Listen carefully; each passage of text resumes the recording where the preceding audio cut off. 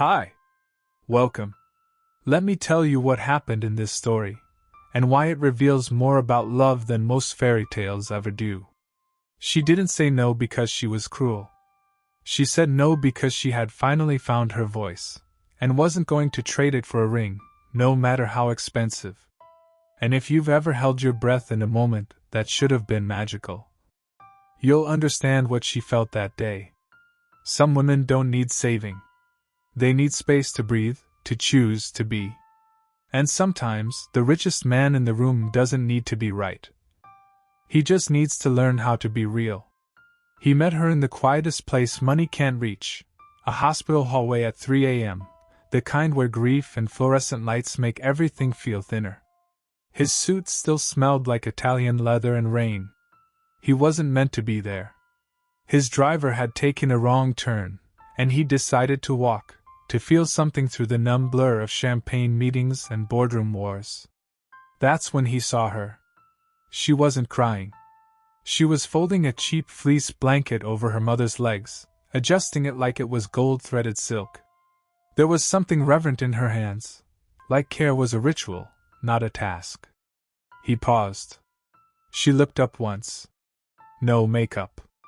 No recognition in her eyes. She didn't know who he was, or worse, didn't care. And that was the first time in months he felt human. Her name was Alara. A name that sounded like it belonged in a poem, not on a hospital intake form. He didn't ask questions. Not that night. He just stood there too long, and when a nurse passed by, mistaking his stillness for purpose, she asked if he was family.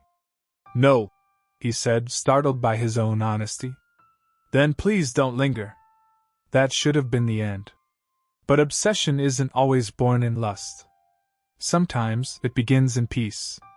The peace of seeing someone who doesn't want a damn thing from you. Not your charm. Not your name. Not your empire. The next day he returned. This time with an excuse. He donated a new wing to the hospital. It was the kind of move people applauded him for. But truthfully, he just wanted to find her again. She was there. Same chair, same blanket, same softness. But this time, she noticed him. You're that guy who stared at me like I owed you money, she said dryly. And he laughed, genuinely, for the first time in weeks. He offered her coffee. She declined. He offered her help. She said no. Then he tried the only language he knew, money. I could cover her treatment, he said, voice low, gentle, as if kindness could disguise power. Alara didn't flinch. But something in her face tightened, not in fear, but in refusal. You think I'm for sale because you're used to the world saying yes. He froze. And maybe you've been there, when someone names the very thing you've built your identity on, and suddenly it feels like a house of cards. He built a life on yes. Yes, he'll sponsor the gala. Yes, he'll sign the deal. Yes, he'll take the penthouse. But here was a girl with cracked nails and hollow cheeks, telling him no, without cruelty, just certainty. And for reasons he couldn't articulate, it humbled him. So he did what men like him don't usually do. He stepped back.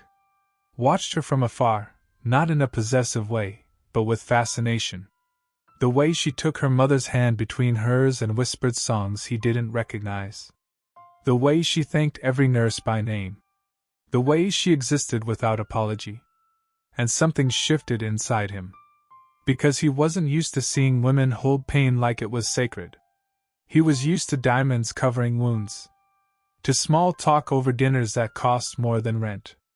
But Alara didn't dress her suffering up. She just bore it. Quietly. Fiercely.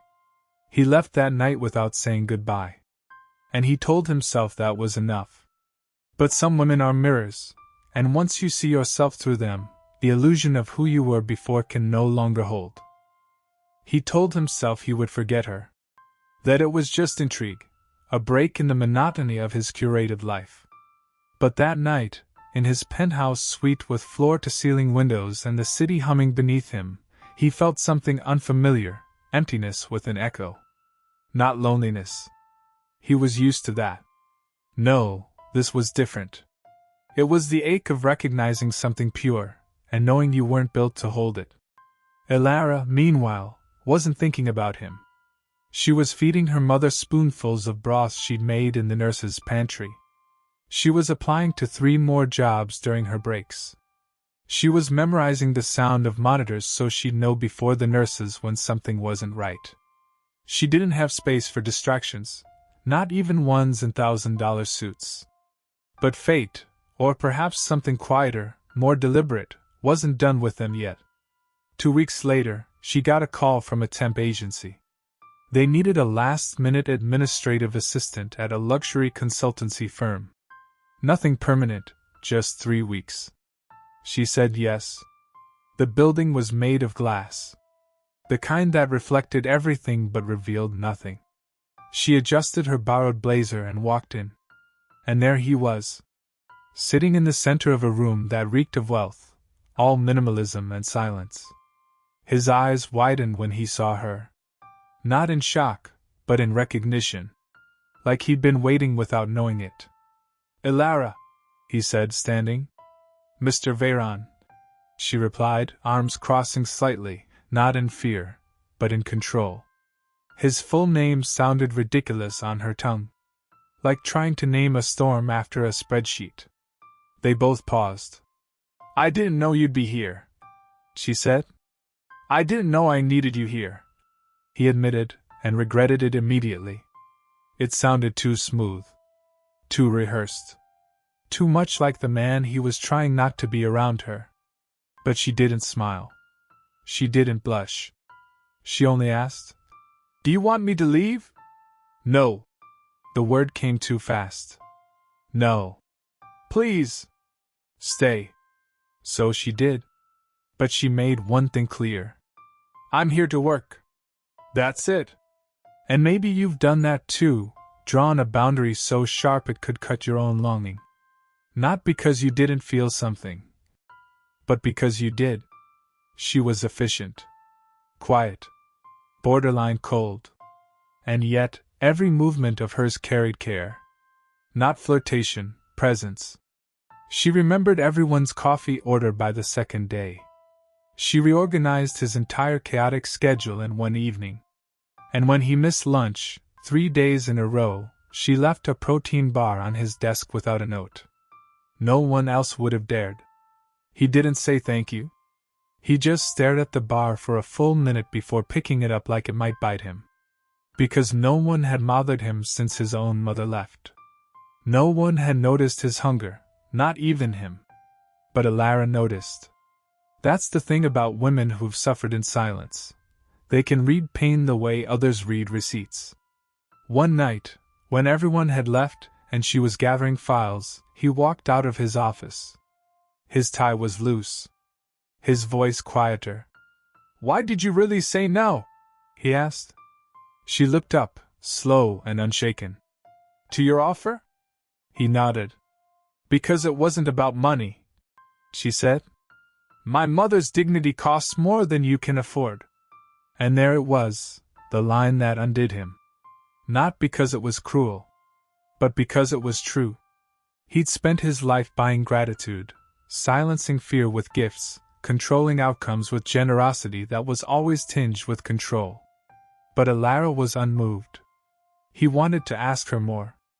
But something in him, something ancient and tender, told him not yet. So he watched her leave. Again. And for the first time, he didn't feel rejected. He felt seen. The next few days unfolded like an invisible dance, either of them changing course, yet the air between them thickened. She didn't flirt. She didn't linger. And yet, her presence clung to him like the aftertaste of something pure.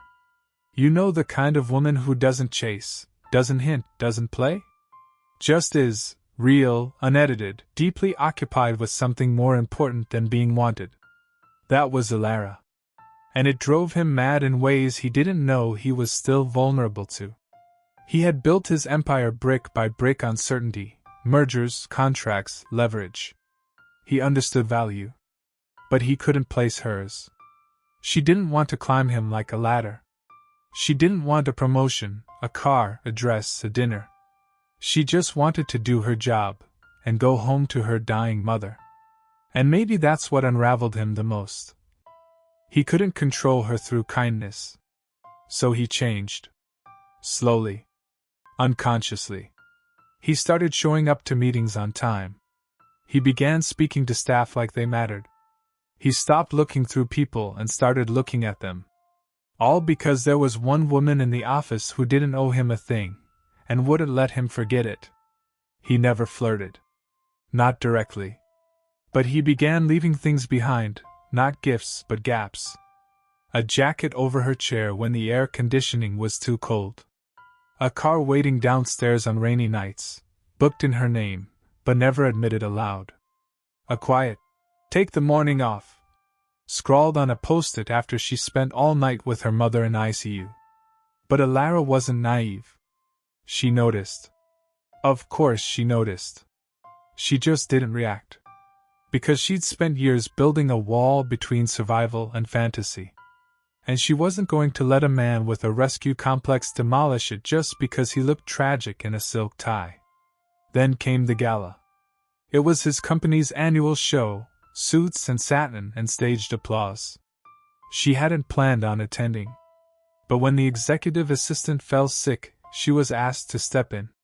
She wore a borrowed dress. Black. Minimalist. It clung to her like memory, nothing flashy, but unforgettable. When she walked in, conversation stalled. Not because she was the most beautiful woman there, but because she looked like she didn't care if she was. He saw her from across the room. And for a moment, the noise blurred. As if his body remembered something his brain hadn't yet caught up to. You don't want to touch her. You want to earn the right to be near her. They danced once. A slow, formal song. His hand hovered at the small of her back, barely grazing her. You look, he started. Like I don't belong here, she finished. No, he said. Like the only real thing in this room. Her eyes didn't soften. But her breath did. And maybe you've felt that before, the moment someone sees past your armor, and you don't quite hate them for it. They didn't kiss. They didn't sneak off. She simply nodded at the end of the song and returned to her duties. But he stood there, in the middle of his own gala, feeling like a guest in someone else's dream. That night, he couldn't sleep. Not because he missed her, but because he couldn't stop wondering why her presence made everything else feel performative. What did she have that he didn't? And then, for the first time in his life, he considered a truth most men like him never do. Maybe love isn't about being enough for someone. Maybe it's about being safe enough for someone to bring their entire, untamed self into the room. And suddenly his power felt fragile. The next morning, Alara was gone. Not fired. Not dismissed. She had simply stepped away. A brief handwritten note left on her desk. My mother needs full-time care. Thank you for the opportunity. Alara. No goodbyes. No forwarding number. Just absence, like a door closing without a sound. And maybe you've known that kind of departure. The kind where no one slams anything, but everything feels shattered. He read the note again. And again. As if some part of her would leap from the ink and explain herself. But Alara never explained. She had already said everything she needed to. In her silences. In the protein bar. In the way she never once asked him to fix anything. The office ran without her, technically. But something had left with her. Not just efficiency, integrity. The rhythm of grace in motion. For 2 weeks, he tried to continue. Meetings. Acquisitions. Obligations. But it was like running his empire on borrowed air. He didn't chase her. Not at first. Because men like him don't know how to pursue someone who isn't afraid to be alone. But some longings grow louder with stillness. And one evening, while reviewing merger contracts that no longer thrilled him, He found himself Googling a name he shouldn't have remembered. Elara Avellino. The search came up nearly empty. Just a sparse fundraiser page from months ago. No picture. No updates. Just a quiet plea. For my mother's care. Even if you can't give, thank you for reading. It had only raised $3,170. He sat back, closed his laptop, and felt ashamed. Not because he hadn't donated, but because somewhere deep inside, he'd expected her to come back, like everyone else did.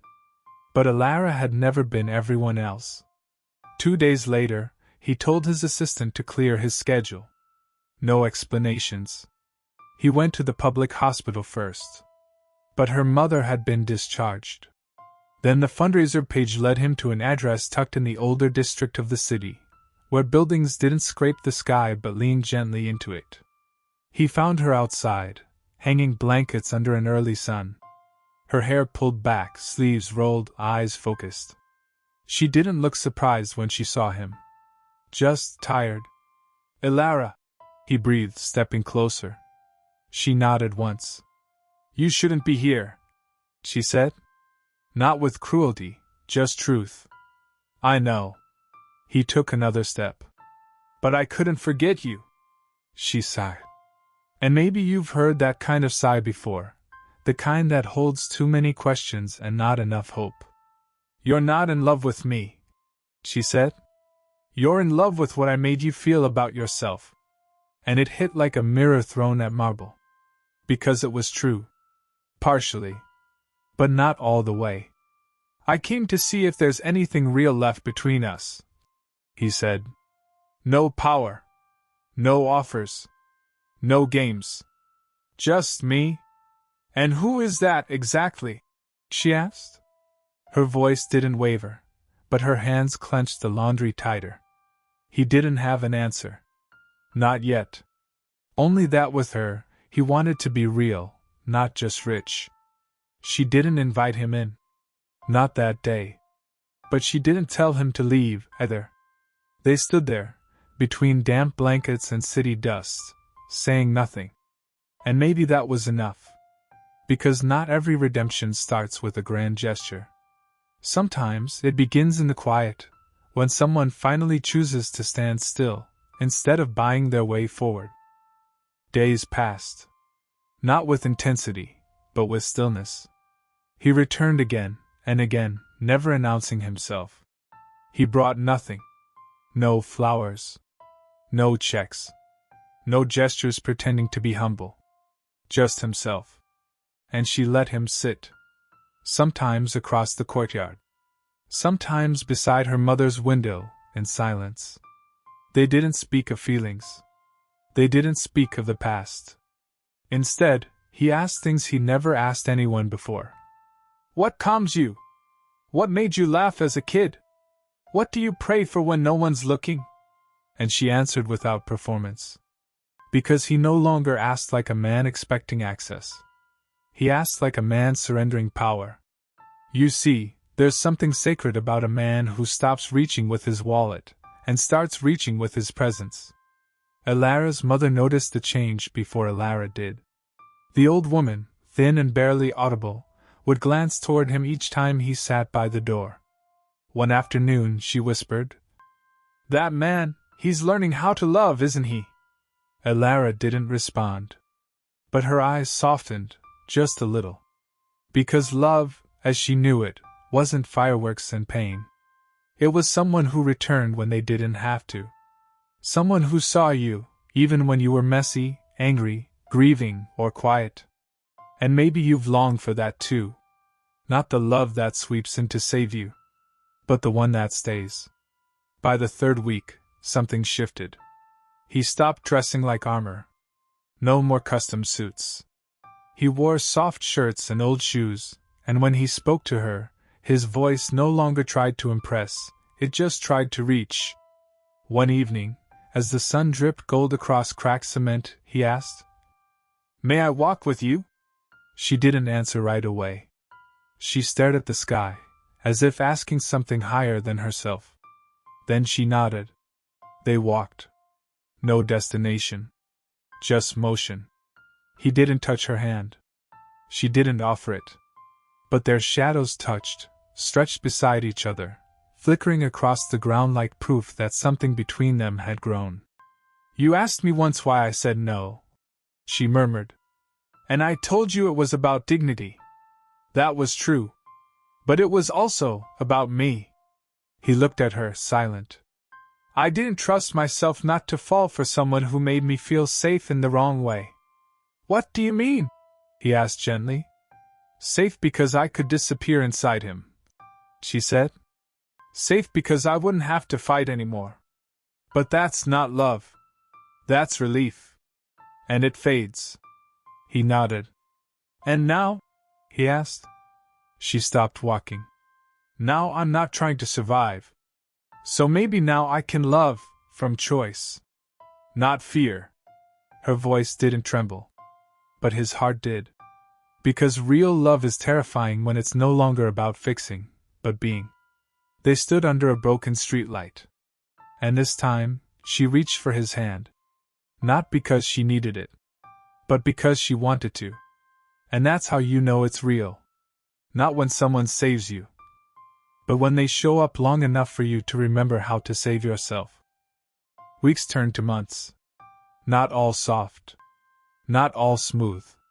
But deeply present. He didn't try to take her mother away from the cramped house. He just bought a new water heater and quietly fixed the roof leaks when no one was looking. Not to impress, but to care. She didn't move into his world. He came into hers. Grocery lines. Free clinics.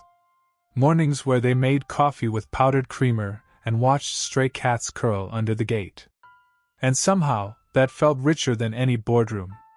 She didn't ask about his company, though she knew he still ran it. He didn't ask about her dreams, but watched them take shape in quiet ways.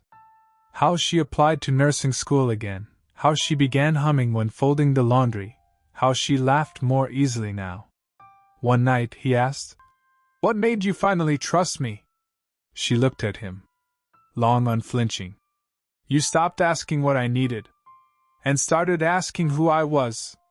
And maybe you've waited for that moment too. When someone loves your being, not your survival story. It wasn't a fairy tale. There were arguments. Times he shut down, emotionally trained by years of avoidance. Times she disappeared into silence, still afraid that depending on him meant disappearing into him. But they stayed. Not perfectly. Just intentionally. She once told him, "Love doesn't mean we heal each other completely. It just means we stop wounding each other." And that was enough. He no longer felt like a billionaire. Not in the way people envy. But in the way a man feels when he's finally known, not admired, not obeyed, not idolized, but known. Years later someone would ask her, "Why him?" She smiled. "Because he didn't try to rescue me. He made space beside him where I could build myself again." And when they married, quietly, under a tree near the house where they first stood in silence. There were no drones, no diamonds, no spectacle. Just the two of them. Two lives no longer battling for power, but offering peace. And you may wonder, was it worth it? All the restraint? All the waiting? All the choosing instead of chasing? Yes. Because some stories don't end with rescue. They end with recognition. He was a man who could buy anything. But in the end, what saved him was the one thing that couldn't be bought. A woman with nothing to offer but her truth. And the courage to hold it, even when the world told her to trade it in. If you've ever mistaken safety for love. If you've ever said no, not because you didn't feel something, but because you finally knew yourself. Share this story with someone who needs to remember that not all love is sacrifice. Sometimes it's choice. Like it if you've ever stood your ground. Comment if you finally found someone who meets you there. And if you want more stories like this, cinematic, soaked in psychology and truth, subscribe for weekly narratives that don't just entertain. They dissect the soul. This is Psych of Love. We don't just tell stories. We uncover the why beneath them.